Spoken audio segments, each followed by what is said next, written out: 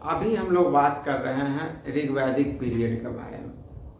आपको पता होगा कि जो वैदिक पीरियड हमारा है, दो पार्ट में उसको डिवाइड किया गया है, ठीक ना। एक वैदिक पीरियड है, एक पोस्ट वैदिक पीरियड है, जिसको हम लोग वैदिक काल भी कहते हैं या पूर्व वैदिक काल भी कहते हैं, एक उत्तर वैदिक काल होता है।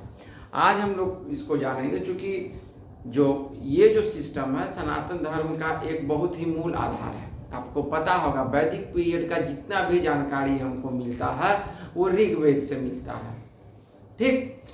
तो देखिए, हमको ऋग्वेद के बारे में जानना सबसे ज़्यादा जरूरी है।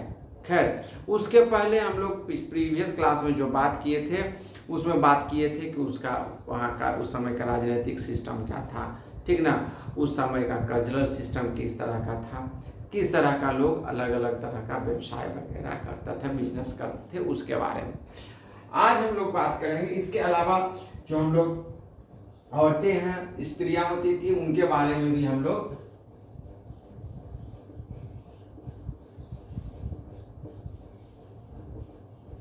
चर्चा किए हैं। आपको पता होगा कि वैदिक पीरियड में बहुत सारे जो ये औरतें थी, ठीक ना,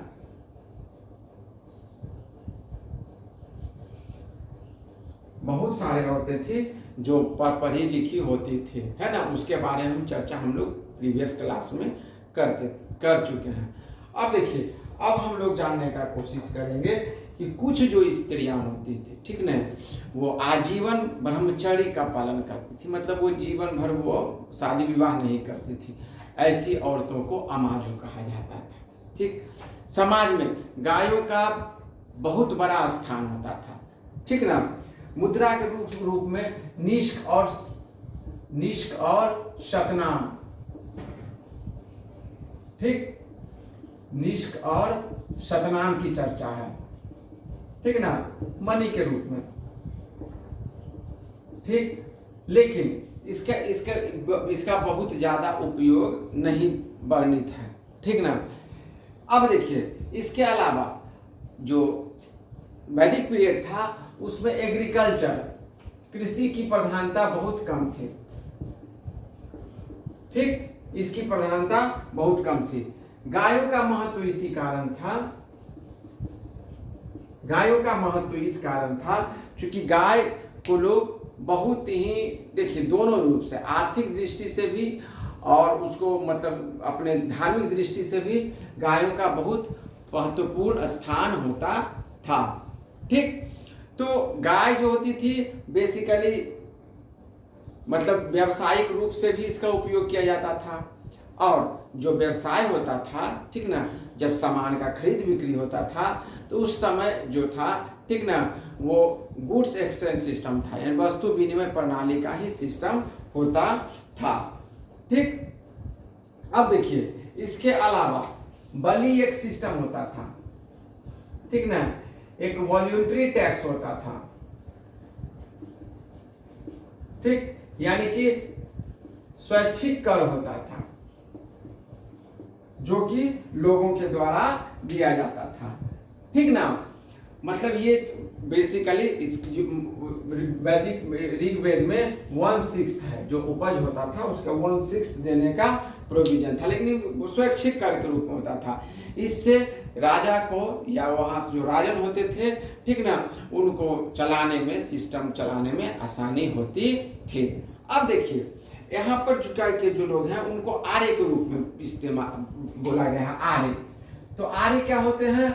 आर्य का मतलब होता है जो श्रेष्ठ होते हैं, जो लोग नोबेल होते हैं, जिनके पास ज्ञान की बहुत अधिक, मतलब ज्ञानी लोग होते हैं, बहुत ही सिस्टमेटिक जीवन जीने वाले लोग जो होते हैं उन्हें आर्य कहा जाता था, ठीक। इसके अलावा इनका जो निवास स्थान था यानी कि जो इनका रेसिडेंशियल एरियाज था वो बेसिकली सप्त सिंधु प्रदेश, ठीक ना, सप्त सिंधु एरिया इनका था।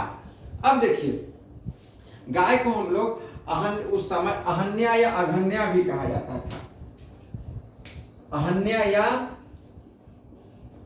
अघन्या भी कहा जाता था।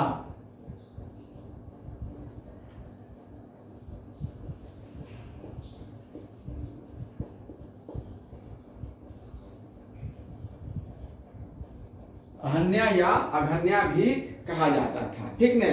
गायों के लिए आपस में लड़ाई, गायों की रक्षा के लिए, गायों को बचाने के लिए, या इस तरह का, हालांकि गाय का तो सभी सम्मान ही करते थे, ठीक ना।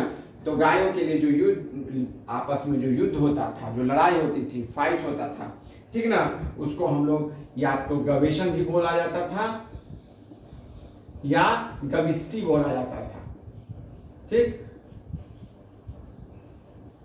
गवेषण या गविष्टि भी कहा जाता था, ठीक ना।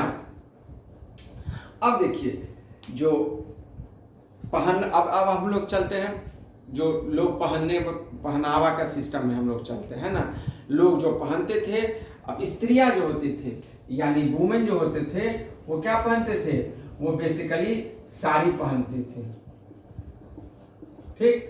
अब देखिए ऑर्नामेंट्स, इसका सबसे ऑर्नामेंट्स जो बेसिकली होता था, ठीक ना, वो दोनों के लिए, ठीक ना, क्या बोलते हैं वो, चाहे वो वुमन हो चाहे वो मैन हो, सबके लिए बहुत मतलब लोग यूज इसको करते थे। अब देखिए इसमें जो बेसिकली यूज करते थे वो गोल्ड का ऑर्नामेंट्स, सिल्वर का ऑर्नामेंट्स और कॉपर का ऑर्नामेंट्स यूज होता था, इसका प्रमाण मिला है। तो वुमन साड़ी पहनती थी, औरतें साड़ी पहनती थी, और जो मर्द होते थे, मेन होते थे, ठीक ना, वो बेसिकली क्या पहनते थे? वो पहनते थे नीचे में धोती पहनते थे, ठीक ना, और ऊपर जो होता था जिसको अंगोछा कहा जाता था,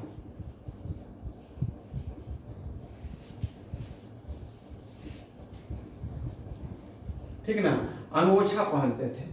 जो नीचे पहना जाता था मर्दों के द्वारा उसको नीवी कहा जाता था। क्या बोला जाता था? नीवी कहा जाता था। तो ये सब सिस्टम्स जो वहां पर उस समय था। अब देखिए वहां पर लोग जो है, ठीक है, खेल में सबसे ज्यादा पसंद जो होता था, जैसे वो हॉर्स रेस हो गया है ना, हॉर्स रेस हो जाता था। इसके अलावा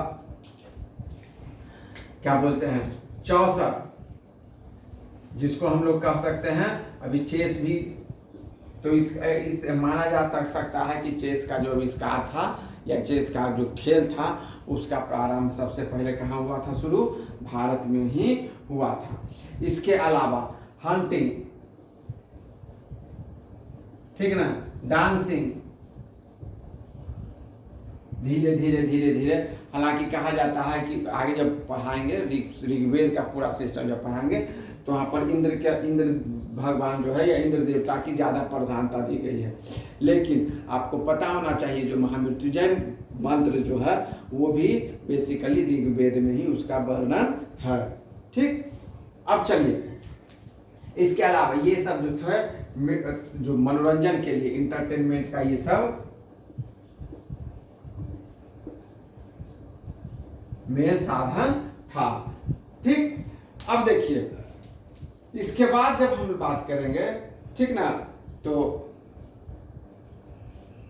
हाँ, इसके बाद जब हम बात की, एक चीज और हो सकता है भूल गए होंगे कि जो जीवन भर जो औरतें शादी नहीं करती थी उनको अमाजू कहा जाता था,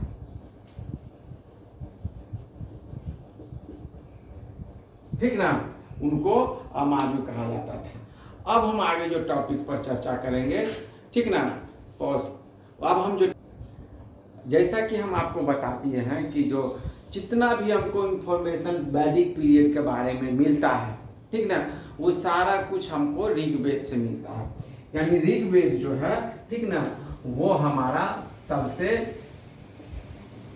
ऋग्वेद जो है हमारा सबसे महत्वपूर्ण आधार है उस समय उस पीरियड के बारे में जानने के लिए। इसके बाद याद रखिए ऋग्वेद के बाद जो बना है यजुर्वेद, सामवेद या अथर्ववेद, वो बेसिकली उत्तर वैदिक, पोस्ट वैदिक पीरियड के बारे में विशेष बताता है।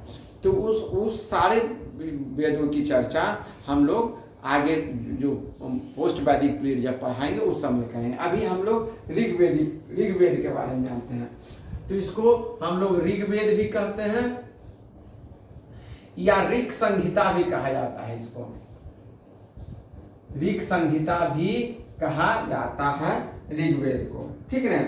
अब देखिए इसमें टोटल जो है आपका 10 मंडल है। कितना मंडल है? 10 मंडल है। ठीक, 11 बाल खिल्ले हैं। ठीक, 1020 1028 सूक्त है। 1028 क्या है? सूक्त है। और टोटल 10,462, कहीं कहीं 10,580 भी है। ठीक ना? ये जो टोटल है वो मंत्र होता है, जो मंत्र को हम लोग ऋग्वेद में ऋचा कहा गया है, यानी इतनी ऋचाएं हैं, है ना, यानी कि ये मंत्र है। ठीक, अब देखिए, तो ऋग्वेद में कुछ जो हम लोग पढ़े थे, जो प्रशासनिक सिस्टम के बारे में, उसके बारे में जानें कि ऋग्वेद में किसका कितने बार चर्चा है। तो जैसे सभा के बारे में हम लोग पढ़े थे। ठीक, तो सभा का जो चर्चा है, ठीक ना, वो लगभग 8 टाइम्स है। उसके बाद समिति, समिति का जो चर्चा है वो 9 टाइम्स है। इसके अलावा विदत,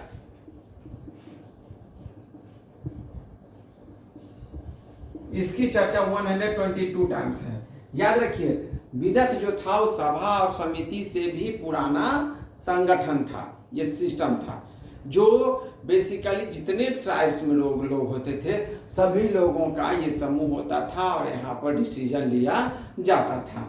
ठीक, इसके अलावा जन का प्रयोग 275 टाइम 275 बार किया गया है। ठीक, इसके अलावा गण का, ठीक ना, गण का प्रयोग लगभग 46 टाइम्स किया गया है। अब देखिए, इसके अलावा गाय जो सबसे पवित्र माना जाता था, ठीक ना, गाय की चर्चा बेसिकली 170 टाइम्स किया गया है। ठीक, अब देखिए, सॉरी 176 टाइम्स, और बैल जो है ऑक्स, उसका 170 टाइम्स किया गया है। तो बैल का इस्तेमाल बेसिकली वहां पर किसके लिए होता होगा? हल जोतने के लिए बैल का इस्तेमाल किया जाता। आज से लगभग 60 से 70 वर्ष पहले तक जब ट्रैक्टर नहीं आया था, तो बैल का ही हमारे समाज में बहुत महत्व था, जो कि खेती करने में जिसका इस्तेमाल किया जाता था। अब देखिए, हल भी वहाँ हल से खेती की जाती थी। ठीक ना, इसका भी पुख्ता प्रमाण है कि वैदिक पीरियड में हल से खेती की जाती थी। इसके अलावा घोड़े का जिक्र 215 टाइम्स है। अब आपको पता है कि हल से भी, ठीक ना, यानी कि हल से खेती का भी प्रमाण मिलता है, यानी कि ये इसका भी वर्णन ऋग्वेद में किया हुआ है। ठीक, कृषि, एग्रीकल्चर शब्द का इस्तेमाल लगभग 24 टाइम्स किया गया है। इसके अलावा जो स्पोक्स का जो ये पहिया था, ठीक ना, स्पोक्स का पहिया, ठीक ना, व्हील, इसके बारे में भी चर्चा की गई है। इसका मतलब लोग आसान में उस समय स्पोक्स व्हील से बैलगाड़ी भी बनाते होंगे, ठीक ना, जिससे कि आने जाने में उनको आसानी होती थी। इस तरह का इस्तेमाल लोग करते थे। अब देखिए, इसके अलावा इंद्र, ठीक ना, इंद्र सबसे प्रभावी देवता माने गए हैं वैदिक ऋग्वेद में, सबसे प्रभावी इनको माना गया। इनको पुरंदर भी कहा जाता था, ठीक ना। इनका जिक्र लगभग 250 टाइम 250 बार किया गया। उसके बाद अग्नि जो देवता है, ठीक ना, इनका चर्चा लगभग 200 बार किया गया है। अग्नि को माना जाता था मीडिएटर के रूप में, ठीक, मीडिएटर के रूप में क्यों माना जाता था? क्योंकि यह माना जाता था कि मानव, आदमी और देवता के बीच जो है सब अग्नि ही है जो किसका काम करता है? एक पुल का काम करता है। इसी कारण अग्नि का बहुत महत्व होता था। इसके अलावा जो महत्वपूर्ण देवता थे वो आपका वरुण थे, सोम थे, इसके अलावा मरुत थे, इसके अलावा पर्जन्य थे। इसके अलावा सूर्य और पूषम, ठीक ना, ये सब थे। अग्नि, वरुण, सोम, मरुत, पर्जन्य,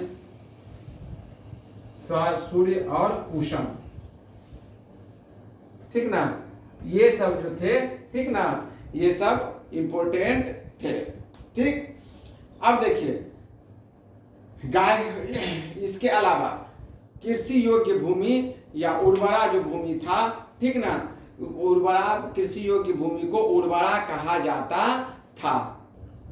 इसके अलावा बहुत सारे मंत्र जो हैं ऋग्वेद के अलग अलग तरह के, क्या बोलते हैं आपको, सूक्त या ऋचाओं और मंडल में दिया गया है। इसका हम लोग अगले वीडियो में विस्तार से चर्चा करेंगे। याद रखिएगा, वैदिक पीरियड सनातन धर्म का बहुत ही इम्पोर्टेंट टाइम पीरियड है, जो कि पूरे सिस्टम को डिटरमाइन किया है। याद रखिएगा, इंडस वैली सिविलाइजेशन का जो सिस्टम शुरू हुआ वो वैदिक पीरियड में पूर्ण रूपेण फ्लोरिस्ट हो गया।